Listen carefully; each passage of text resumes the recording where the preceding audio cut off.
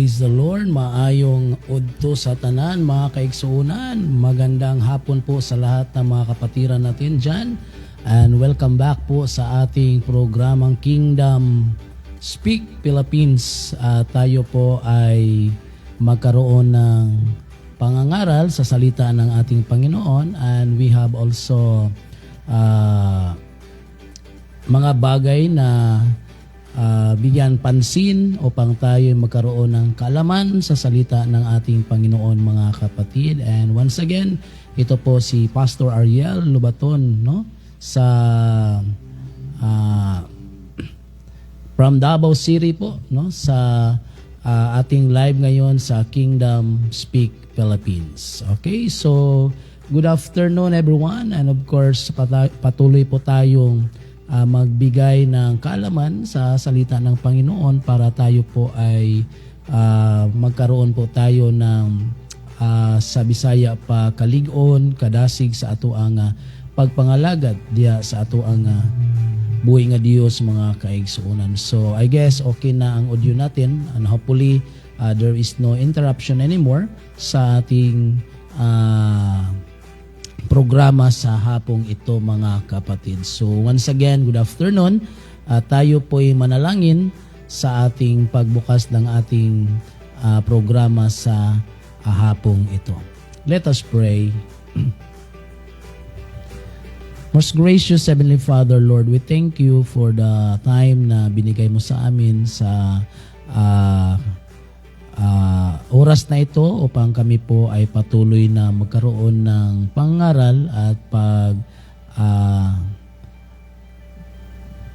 study ng iyong word, Panginoon, at kami po ay nagagalak sa iyong kabutihan sa buhay namin, at kami po ay patuloy na magpapuri, magpapasalamat sa iyo dahil po sa dakila mong kabutihan sa buhay namin. At sa programa namin sa hapong ito, ikaw po ang aming bigyang kapapuri, at ikaw po'y magabay sa aming gawain sa hapong ito. All these things, Lord, we ask in your mighty name, Jesus Christ. Amen. Okay, so I guess okay na po yung ano natin, no, audio. Check natin. Okay, praise the Lord. So sa hapong ito, mga kapatid, meron po tayong bigyang pansin na pag-aralan natin sa hapong ito. Ito pong topic na nagsasabing Kingdom Identity in the Church. So ano po yung kingdom identity natin sa church, no? Kaya we have our text in 1 Peter chapter 2 verse 9. Sabi dito, mga kapatid, but you are chosen generation, a royal priesthood, a holy nation, a peculiar people. Okay, so according to the Word of God, sabi nga dito, mga kapatid, na tayo po ay chosen generation, a royal priesthood, a holy nation, a peculiar people. Now, one of the greatest attack of the enemy against the church today is identity confusion. Now, not knowing who we are in Christ and what authority we carry. Kaya dapat nating malaman, mga kapatid, na yung pinaka number one po na problema, amen, sa ating buhay ngayon, dahil hindi natin alam ang atake ng kaaway at hindi natin alam kung sino tayo sa ating Panginoon. Kaya dapat nating malaman that you have kingdom identity, no? You have a kingdom identity in the church. So we believe that church is the embassy of the kingdom. Dito po natin malalaman at dito po natin maintindihan, no? The church, amen, ito po ang institution na gagamitin ng ating Panginoon upang yung mga tao malaman nila kung sino sila sa kaharian ng ating Panginoon. Of course, we are the church, no? We are the church. We are called out one. Amen. So tayo po ang gagamitin upang ipangaral ang salita ng ating Panginoon. Ngunit sa hapong ito, dapat natin, mga kapatid, bigyang pansin tuon that many churches know their doctrine, their programs, their activities, but very few know their kingdom identity.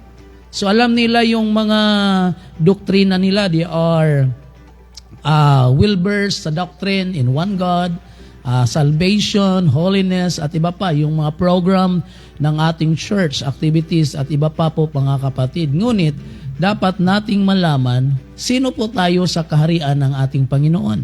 We need to know sino tayo mga kapatid. Kaya when the church forgets her identity, she loses her power. Kaya pag hindi mo alam kung sino ka sa kaharian ng Panginoon, nawawala yung power mo. You lose your authority and power. Amen. Kasi hindi mo alam sino ka eh. Halimbawa na lang mga kapatid, pag yung mga LTO, amen, they are authorized and they have what we call power to dakpin yung mga naglabag sa batas. Kaya dapat nilang malaman that they are member of the government, Department of Land Transportation Office, na they have their authority mga kapatid. Pero pag hindi nila kilala ang sarili nila, so how they use their authority? No? Kaya sabihin po natin, but when the church discover her identity, the kingdom of God becomes visible on earth. Kaya pag nakilala mo yung, sabihin po natin, identity mo sa kaharian ng Panginoon, now you are visible here on earth. No, the kingdom of God was visible here on earth through you. No, sa pamagitan ng tao mga kapatid or ng bawat isa sa atin ay makilala kung sino tayo sa kaharian ng ating Panginoon. Now the church is a chosen generation. Sabi nga, but you are chosen generation. We are not an accident. We are not gathered by motion or convenience. Sabi nga mga kapatid, but we are chosen, handpicked by God to represent His kingdom in this generation. So chosen to reveal His glory, chosen to be His ambassador, chosen to advance the kingdom identity. Kaya dapat natin mga kapatid malaman kung sino tayo sa kaharian ng ating Panginoon. So sino nga ba tayo sa kaharian ng Panginoon? So paano po natin malalaman kung sino tayo mga kapatid? Kaya sabi nga ng 1 Peter chapter 2 sa verse na binasa natin kanina, chapter 2 verse 9, no? That we are chosen generation, a royal priesthood mga kapatid, no? Sabi nga diyan, at holy nation, a peculiar people. Amen. So, ngunit marami po sa atin hindi pa natin kilala ang sarili natin. They thought na we are just ordinary people in the kingdom of God, but we belong to God's divine purpose. We belong to the culture of heaven, not the culture of this world. Kaya dapat nating intindihin mga kapatid that church is a royal priesthood. We are not ordinary believers. We are kings and priests according to Revelation chapter 1 verse 6. As kings, we walk in the kingdom authority. We are called to rule, influence, and establish God's will on earth. So as a priest, we minister unto God, worship Him, intercede, and represent people before Him. Kaya dapat nating maintindihan na hindi lang po tayo just ordinary person or believer mga kapatid, no? We are kings and priests. We are kings walk in the authority of God. So we are called to rule, to influence, to establish God's will on earth. Kaya sabi nga ng ating Panginoon, let your light to shine before men. Dahil tayo po ay nag-rule and we become influence to them and example to them mga kapatid. Kaya when we do this, we establish God's will here on earth through us. Kaya tayo po ay mga kaanakan, no? We are sons and daughters of the King. Kaya I carry both authority and intimacy, kingly power and priestly presence. Ito po ang dapat nating intindihin, malaman mga kapatid, na tayo po ay nagdadala, no? Nagdadala po tayo sa, sabihin po nating we are different. We are bringing the authority, no, the power from our King. Kaya sabihin po natin mga kapatid that the church is also a holy nation. The church is not just a building, or this is not a building. It is a nation born from spirit. Our citizenship is in heaven, according to Philippians chapter 3, verse 20. So we have kingdom culture, kingdom laws, kingdom language, no? Kingdom life. Kaya we have also kingdom lifestyle. Tinatawag po itong holiness, no? Holiness is not just separation from sin, it also alignment with the nature of the King. Kaya ito po ang bigyan natin ng pagkakataon na malaman po natin, because we live differently, because we present a different kingdom. Hindi po tayo nagrepresentar ng kaharian ng sanlibutang ito. We are representing the kingdom of God. Now, the church is a peculiar people. So what do you mean by peculiar? Peculiar means set apart from special purpose. At tinatawag po tayo ng ating Panginoon, we are peculiar people. It means we are separate, we are special, na nagkaroon po tayo ng special purpose. Kaya tinatawag tayo mga kapatid ng ating Panginoon. So the world may not understand us. Kaya dapat nating intindihin na many people don't understand us kung sino tayo mga kapatid. Even sometimes even in religious people may question us, no? Sino ba tayo? No, but we are not called to fit in religion, but we are called to stand out, amen, in the kingdom of God, because we are peculiar. No, we have peculiar in faith, we are peculiar in worship, we are peculiar in boldness, and we are peculiar in the kingdom of God. Okay. So, bakit po mga kapatid na ang church po ay tinatawag ng ating Panginoon? Because tayo po ay nagdadala ng liwanag sa dilim na sanlibutan. Kaya sabi nga ng quotation, I am set apart, no?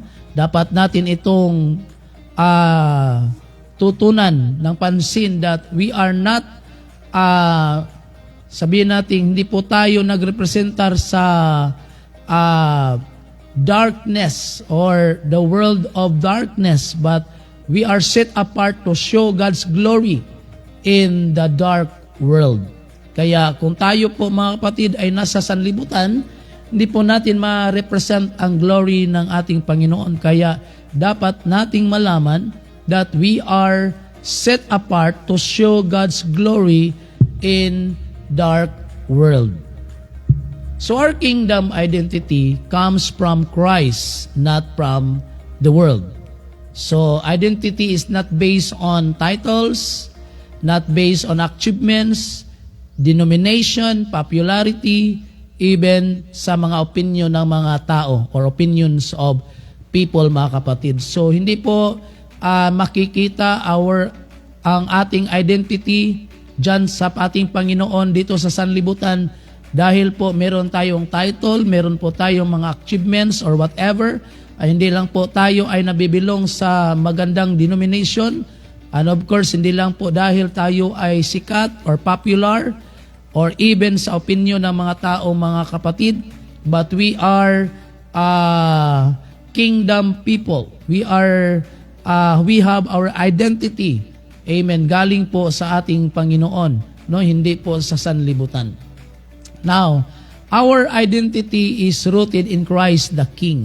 Dapat po mga kapatid na yung identity natin ay rooted po, no, sa ating Panginoong Jesus na siya po ang ating hari.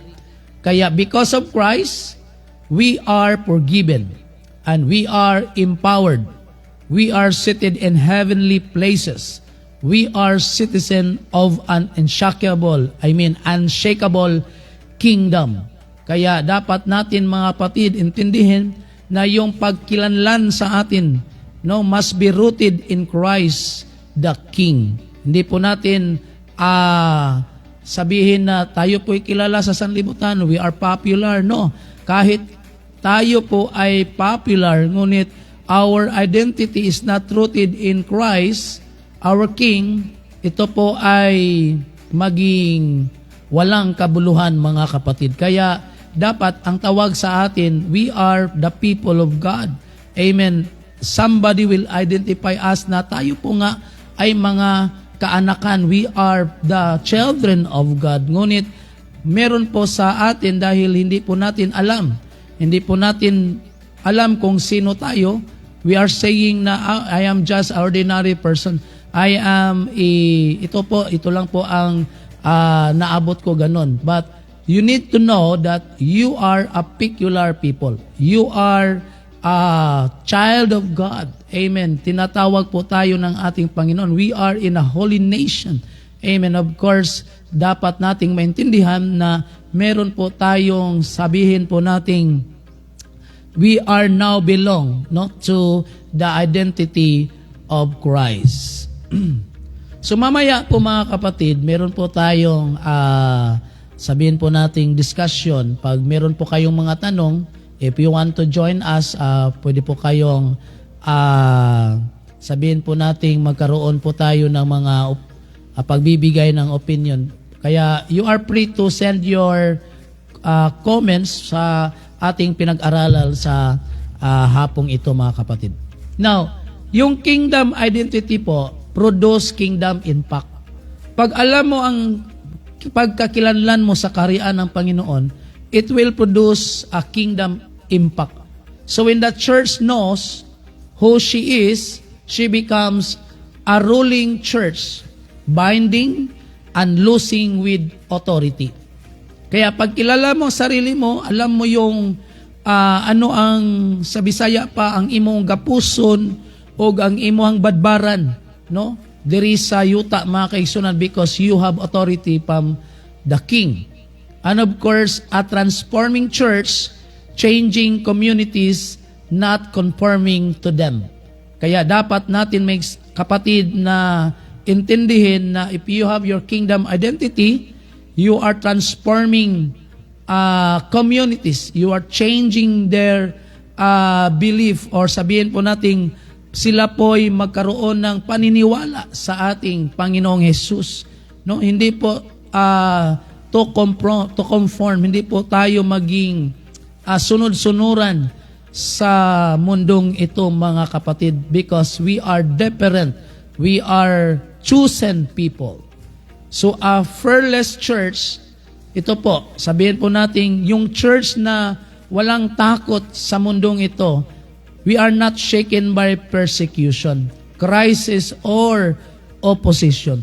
Kaya alam po natin kung saan po tayo lulugar, dahil hindi po tayo takot sa mga authority ng darkness. Hindi po tayo takot sa mga sanlibutan or tinatawag nating persecution sa mga tao pong na hindi tayo nila binigyan ng pagkakataon na malaman nila kung sino sila sa kaharian ng ating Panginoon. Kasi sabihin nila, yung mga tao na naglilingkod sa ating Panginoon, they are just pastoring, or nagkaroon po sila ng church dahil po sa ganito, ganyan, sa personal interest or ganon. But hindi po tayo makinig sa kanila dahil alam po natin kung ano po ang purpose ng ating Panginoon, na tayo po'y nagpatuloy gumawa sa kanyang mga gawain dito sa sanlibutan. So kahit po yung crisis, kahit po yung mga oposisyon, ay hindi po tayo matitinag mga kapatid, dahil alam natin kung sino po tayo sa kaharian ng ating Panginoon. We know our identity, and our kingdom identity will produce kingdom impact. So the mission, of the church means to advancing the gospel of the kingdom. Kaya sabihin po natin, ang bawat isa sa atin, tayo po'y tinawag ng ating Panginoon, mga kapatid, na tayo po ay mag-preach, magturo. Kaya sabi ng Matthew 28:19, "Go ye therefore and teach all nation." Kaya tayo po ay tinatawag upang ipangaral, ituro ang salita ng ating Panginoon. So the powerful church. So you need to know that the kingdom identity po ng bawat isa sa atin, tayo po ay powerful church, demonstrating signs, wonders, and spiritual authority. Kaya hindi po basta-basta ang bawat isa sa atin. Sabihin nating ordinary lang po tayo sa dito sa lugar natin sa Davao City or kung saan ka po nakatira. Amen. But you need to know that you are a powerful. Amen. You are the church demonstrating signs, wonders, and spiritual authority. Kaya pag nakilala mo ang sarili mo sa kanyang kaharian, it will produce kingdom impact. Kaya let's remind ourselves before the Lord, amen, na tayo po ay hindi basta-basta, hindi po tayo just ordinary people, but we are peculiar. We are chosen. Amen. We are holy nation. Now, the greatest revelation the church can receive today is who He is, or to know who He is in the kingdom of God. Kaya dapat nating tanggapin, the greatest revelation the church can receive today. Ito po, dapat nating matanggap. Dapat po nating malaman, Paano po natin matanggap if we will not know, Kaya meron po tayong pangaral, salita ng Panginoon, so that you will receive it today, Kung ano po ang revelation ng ating Panginoon sa church, that we are now belong to the kingdom of God. So when we embrace our kingdom identity, we stop living as defeated believers and start walking as the son and daughters of the King. Kaya ito po, dapat mga kapatid, alam po natin sino tayo sa kaharian ng ating Panginoon. Kaya sa umagang ito, tayo po ay nangangaral sa salita ng Panginoon about kingdom identity in the church. So sino po tayo sa church? I believe na we are belong to the church, we are belong to one body, but sometimes we didn't know. Hindi po natin alam kung sino tayo sa kaharian ng ating Panginoon. So dapat nating malaman that we are believers. Amen. We are start walking now as the sons and daughters of the King. So let us embrace our kingdom identity. Sino po tayo sa kaharian ng ating Panginoon? Kaya ulit po natin mga kapatid na Jesus Christ is not establishing or hindi po siya nagtatag ng relihiyon, but He established kingdom. Dahil alam po natin mga kapatid na tayo po ay kaharian ng ating Panginoon. Ngunit dahil po sa ating kasalanan, we lose our identity. Kaya ito po ang problema. We lose our identity as a kingdom citizen because of sin. Kaya si Adan at saka si Eva, nung sila po ay nasa kaharian ng ating Panginoon, nang sila po ay nagkasala, and that is not just a simple sin, but that is what we call rebellion against the government of God. Kasi they are belong to the kingdom. Pag meron po tayong nilabag na batas sa kaharian, amen, that is not just a simple sin, but that is a rebellion. Kaya sila po ay pinaalis sa kaharian. Kaya when the people separated from the kingdom of God, at the same time the relationship to God was separated. And of course, dahil po sa ating kasalanan, sabi nga ng Bible, because of our sin, we are separated from the presence of God. Kaya pag meron po tayo mga kapatid, mga sabihin po nating mga kasalanan, hindi po natin alam, no? Hindi po natin alam na tayo po ay nalayo, no? We are separated from the presence of God. Kaya yung tao po ay nagtatag ng religion. Kasi yung religion po is the one to reach God in their own system. Kaya yung religion po is a system of people na gustong ibalik ang kanilang sarili sa Panginoon. Kaya they are established religion.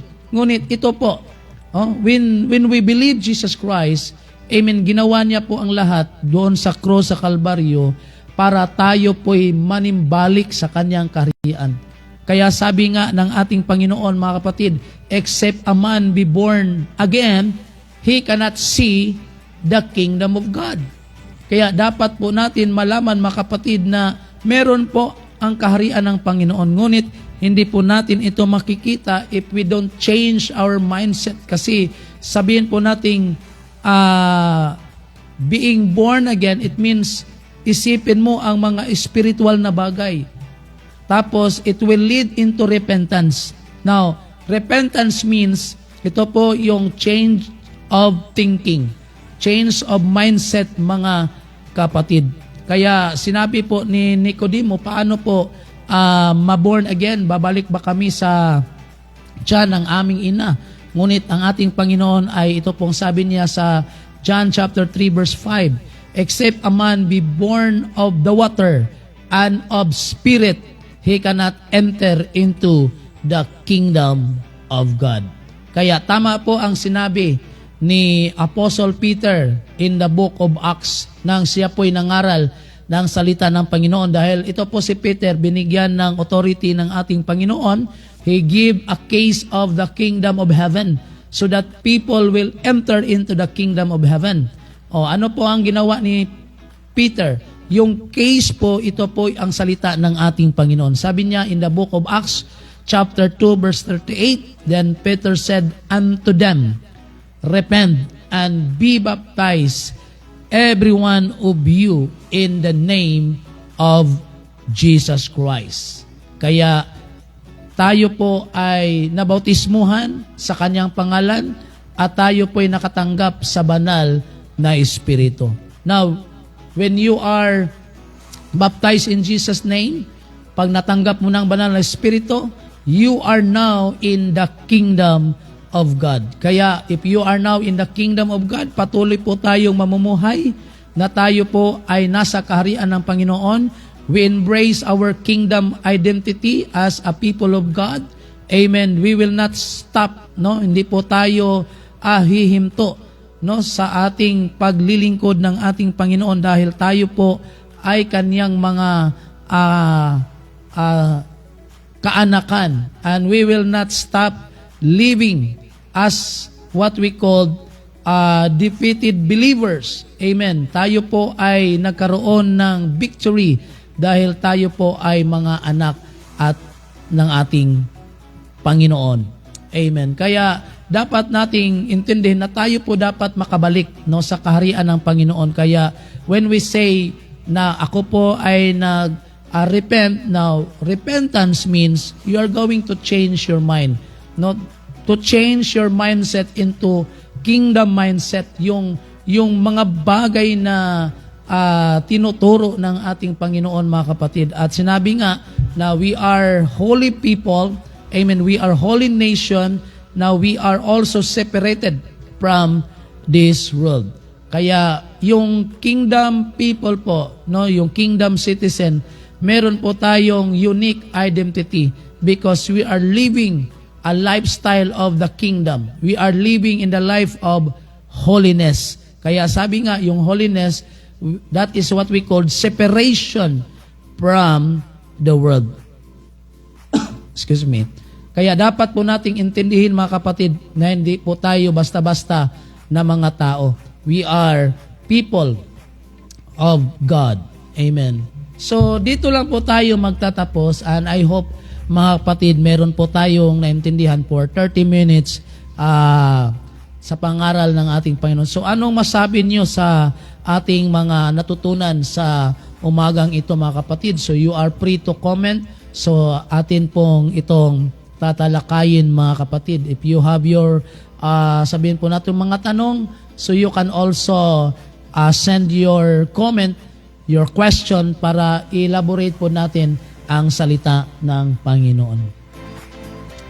Okay, praise the Lord. So tayo po ay pray mga kapatid sa ating pagtatapos sa talakayang ito. Ngunit if you have your comment, no, you can send it to us para po tayo ay magkaroon po tayo ng discussion or magkaroon po tayo ng greetings sa lahat ng mga nag-comment sa umagang ito. So tayo muna ay manalangin mga kapatid. Dakilang Diyos, salamat po sa mga salita na aming natutunan sa araw na ito. Pagpalain mo po ang bawat isa sa amin, sa lahat ng mga kapatiran na nasa iba't ibang dako ng mundo, Panginoon. Bigyan mo sila ng pagpapala sa buhay nila at ang iyong salita po ay magkaroon po ng kaalaman sa bawat isa sa amin at kami po ay yung mga kaanakan at kami po ay nagpupuri sa mga salita na amin nakikinig ngayon. So kami po ay nagbibigay papuri, pasalamat sa iyong dakilang pangalan. Amen.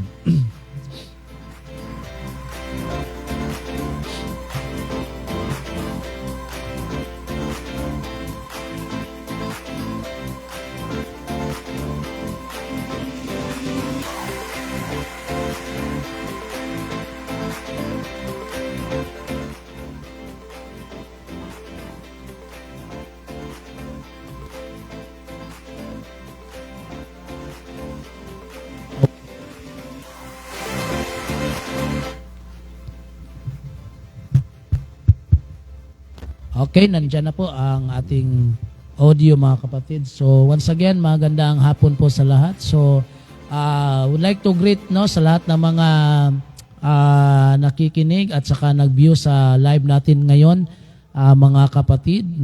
So batiin po natin sila. Okay, so kasama natin si Sister Valeria Hansol and of course Sister Lorna. They watching us with us today. Amen. Sabi ni Sister Valeria, amen. And of course, kasama natin si Pastor Willie Lucky is watching also right now. Sabi niya, watching from Tracy Martires, Cavite City. Okay, so kumusta po kapatid? So ang Ginoo magapanalangin kanimo diya sa may bandang Cavite po. Okay, of course, Pastor Johnny Mahadokon is watching from Davao City. Good afternoon, sir. Kumusta po? Amen. Kasama po din natin si Sister Lita Toledo is watching mga kapatid. Ma'am Jing, Ma'am Gisren Conol is watching from Kuwait. Amen. Sabi niya, amen, God bless. Saka sabi ni Sister Valeria, amen, God bless. Thank you po, Pastor. Thanks, Pastor. Okay. At the same time, sabi po ni Sister Lorna, amen. So, Lord Jesus bless you, Pastor Ariel. Okay, salamat po mga kapatid. Okay, so meron pa ba? Okay, brother o sir, Plo, Pastor, kalimutan ko. Si Brother Boy, Sir Boy Mangin is watching also right now. Thank you po sa kasama sa atin sa afternoon na ito. Of course, sabi ni Sister Valeria, magkatabi po kami. Magkatabi po kami ng asawa ko, Pastor. Of course, Pastor Alfredo Hansol is also watching us right now. Thank you po, Pastor and Sister Valeria. Okay, so meron po ba kayong mga tanong? Meron po ba kayong mga comments para madagdag natin sa ating pinag-usapan sa hapong ito mga kapatid before we end mga kapatid? Of course, baka meron po kayong tanong. Anong gusto nyo? Tawagan ko kayo sa Messenger. Okay, pero tingnan natin mga kapatid kung kasi nagamit pala yung account natin sa live. Baka mawala yung live natin pag may tumawag mga kapatid. Okay? So, Pastor Ruel Bilunuak also is watching right now. So, kumusta Pastor? No? Salamat sa Ginoong padayon kita diha sa pagpamuhat sa gingharian sa atong buhi nga Dios. Amen? Praise the Lord. Meron pa pong nag-watch sa atin ngayon mga kapatid. Sister Criselda Masumpad Mamalias. Of course, asawa po ito ni Pastor Mamalias. Good afternoon po sa lahat ng mga kapatiran natin dyan sa may Manay, Davao Oriental. Kami po ay nagagalak sa inyong development at sa inyong paglago sa gawain ng ating Panginoon. Sister Criselda Mamalias, asawa po ni Pastor Mamalias dyan po sa may bandang Manay, no? I forgot the exact location, ang barangay nila po dyan sa Manay, Davao Oriental. Okay, kasama din natin mga kapatid si Pastor Arnold Bakaling. Kumusta my dear friend? Kumusta po kapatid Pastor Arnold, no? So more blessings to come, and of course ang Diyos ay magpala pa sa bawat isa sa atin. Okay? So, thank you po sa mga nag-comment o sa mga nag-watch sa atin. So, try ninyo i-review yung live natin mga kapatid kasi hindi po ako nag-greetings pag simula. Tuloy-tuloy po yung Bible study natin. So, we talk about this morning o afternoon na pala the kingdom identity in the church. So, pwede nyong i-review yung start po ng programang ito, Kingdom Speak Philippines. Okay? Ito po ang inyong lingkod, Pastor Ariel Lubaton dito sa Davao City. Okay? Salamat po sa lahat ng mga nag-view. Wala na po bang nag-comment mga kapatid? Amen. So hopefully, ako po ay nagpapasalamat sa bawat isa sa atin na tayo po ay nakapag-share sa inyo ng salita ng ating Panginoon tungkol po sa kanyang kaharian. Amen. Praise the Lord. So, hindi po tayo magtatagal kasi pag nagtatagal tayo, amen, hindi po tatanggapin ni Mita yung mahabang live, no? At least 30 to 40 minutes lang ang binigay nila. Or else, i-cut off niya lang yung audio. Kaya, yung starting point natin ay diretso tayo ng Bible study. Kaya, hindi po ito mawawala. Kasi pag sa huli na yung Bible study, baka ma-cut off ni Mita yung audio, no, na hindi na natin marinig yung pangangaral ng salita ng ating Panginoon. Okay, so thank you po sa mga nag-watch. We have 8 viewers right now. So nahuli na po yung iba na tayo po ay nagkaroon ng pangangaral sa kanyang salita about kingdom identity in the church. So try po ninyo i-review ang live na ito para kayo po ay makapagsunod, no, sa ating pangangaral sa hapong ito mga kapatid. So maybe tomorrow magkaroon din tayo ng live po bukas, no. Of course, kasama natin, no, Pastora Josette Fernandez Abinuha also watching right now with us today mga kapatid. So thank you Pastora Josette. Of course, parang nakikita ko si Pastor Pastor Wilber. Amen. So, kailan lang siya dumating, Pastora? So, baka makapunta ko dyan or makabisita ako sa inyo pag meron po tayong time. Kasi parang nagbakasyon po yung classmate ko na pastor, si Pastor Wilber Abinuha. So, thank you and more power po sa lahat ng mga nakikinig at nag-watch sa ating live ngayon. Okay? So, wala na ba? Amen. So, hindi na po tayo magtatagal mga kapatid. Amen. Tayo po ay magtatapos. And of course, tapos na po tayong manalangin. And of course, this afternoon, we declare more blessings to come upon everyone in the name of Jesus Christ. Amen.